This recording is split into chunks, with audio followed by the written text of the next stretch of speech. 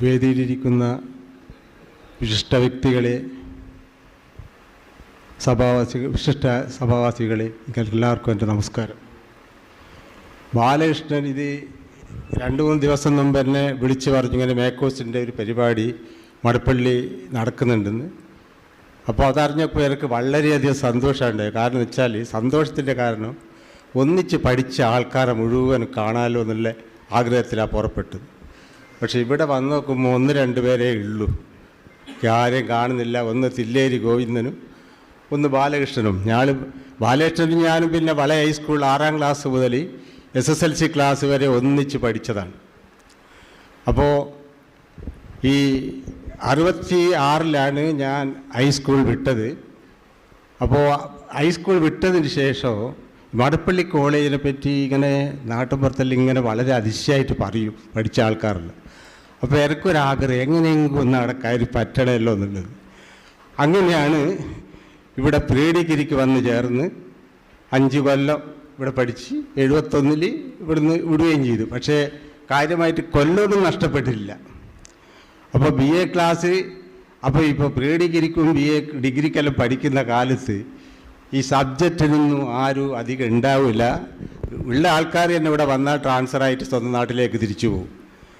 പിന്നെ കുറേ ക്ലാസ്സിലുള്ള കളിയും പിന്നെ തില്ലേരി ഗോവിന്ദൻ്റെ ബെഞ്ചിൻ്റെ അടുത്തുള്ള എഴുതെല്ലാം അപശബ്ദങ്ങളെല്ലാം ചിലപ്പോൾ ഉണ്ടാവും. അങ്ങനെ കുറേ ക്ലാസ് അങ്ങനെ നഷ്ടപ്പെടും. അങ്ങനെയെല്ലാം കുറേ ക്ലാസ് ഇങ്ങനെ നഷ്ടപ്പെടും. പിന്നെ മറക്കാനാവാത്ത 1-2-3-4 അധ്യാപകന്മാരൊന്നുണ്ടായിരുന്നു. ഒന്ന് G കുമാരപിള്ള ഇംഗ്ലീഷിന്, പിന്നെ CP ശിവദാസൻ മാഷി, പിന്നെ എക്കണോമിക്സിന് വാസുദേവൻ മാഷി. ഇങ്ങനെയുള്ള കുറച്ച് നല്ല, ബാക്കിയുള്ള മോശമെന്നല്ല പറയുന്നത്, മറക്കാൻ പറ്റാത്ത ചില അധ്യാപകന്മാരുണ്ടായിരുന്നു. അങ്ങനെ ഇവിടെ PG ഇല്ലാത്തത് കൊണ്ട് പിന്നെ PGക്ക് പഠിക്കുവാൻ സാധിച്ചില്ല. അങ്ങനെ B.Ed കഴിഞ്ഞ് സ്കൂളിൻ്റെ അടുത്തുള്ള സ്കൂളിൽ അധ്യാപകനായി. അങ്ങനെ 2004 റിട്ടയർ ചെയ്തു.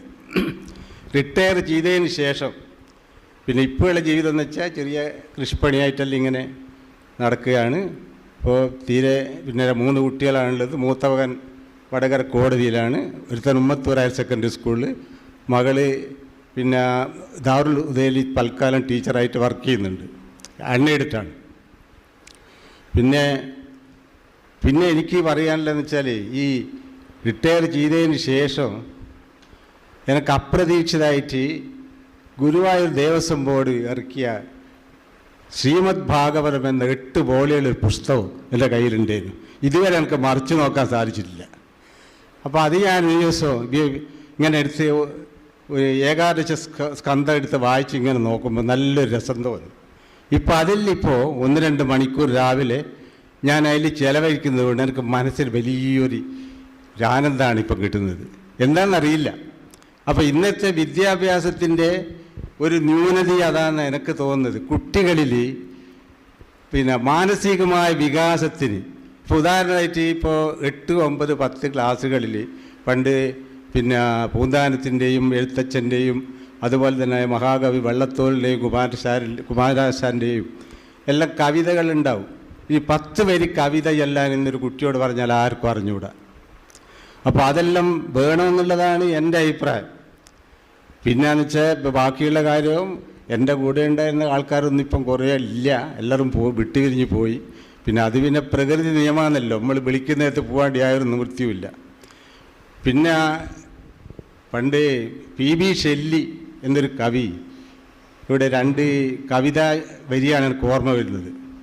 അതായത് unborn tomorrow dead yesterday why fret about them if today be sweet. കഴിഞ്ഞ ഇന്നലെക്കുറിച്ചും വരാൻ പോകുന്ന ഭാവിയെക്കുറിച്ചും നമ്മൾ എന്തിനാണ് വേവലാതിപ്പെടുന്നത്? ഇന്ന് സുഖാണെങ്കിൽ അതുപോലെ അങ്ങ് ജീവിച്ചു പോകാമെന്നാണ് ഞാൻ വിചാരിക്കുന്നത്. ഈ മേക്കോസിൻ്റെ എല്ലാ ബേഴ്സിനും എൻ്റെ